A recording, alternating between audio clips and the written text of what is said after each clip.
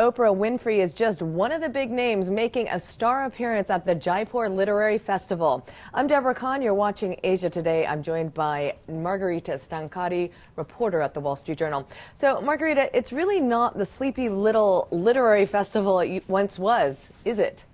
No, it certainly isn't. When it first started about 7 years ago, there were just a few thousand people there.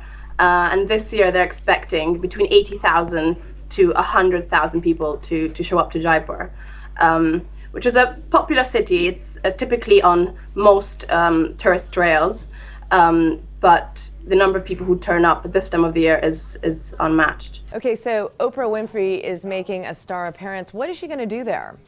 Well, she's going to be in a panel with Barka Dutt, who's an Indian news anchor and incredibly popular. So I think most will be just interested to see Oprah Winfrey in India, and it's mainly going to be her show. There's no particular topic listed in her session. It's going to be Oprah in India. So hopefully she'll be talking about her time in India so far. She arrived in Bombay, I think, a few days ago. And, you know, she's the biggest celebrity coming there this year. Okay, so there's been a real controversy over whether author Salman Rushdie is going to show up this year. What's that all about? Well, Salman Rushdie was meant to be this year's big draw, the biggest name on the list of speakers. It's still uncertain whether he will show up or not. He is still listed as a guest speaker, although he no longer appears in the program schedule. He was meant to speak in various sessions, including one titled Midnight's Child, inspired by his Booker Prize-winning novel Midnight's Children, a book which is now being adapted into film. The session is now back, although no speakers are listed. But many will be hoping to see Salman Rushdie there, and it's scheduled for Tuesday. The reason why his attendance is uncertain is because many Muslim groups have voiced opposition to his coming to India, and it's still because of the Satanic Verses, the book he wrote in the late 80s, and which many Muslims still see as blasphemous.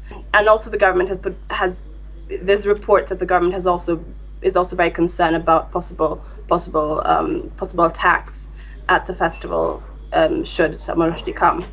So how has the Jaipur Literary Festival been successful in getting itself on the maps among literary circles? Well, you know, at the beginning it had a kind of slow start, actually. It started as few readings on the edge of another cultural festival in Jaipur. And then it slowly took on kind of a life of its own. I think a big turning point was 2007, when actually Salman Rushdie turned up for the first time. He was, he's of Indian origin and a global star, so he definitely helped place the festival on the literary map.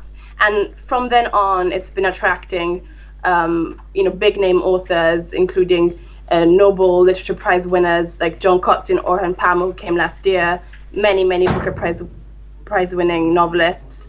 And it tries to have a mix of big international names as well as many local authors or poets who write in one of India's many languages, of which there are about 20.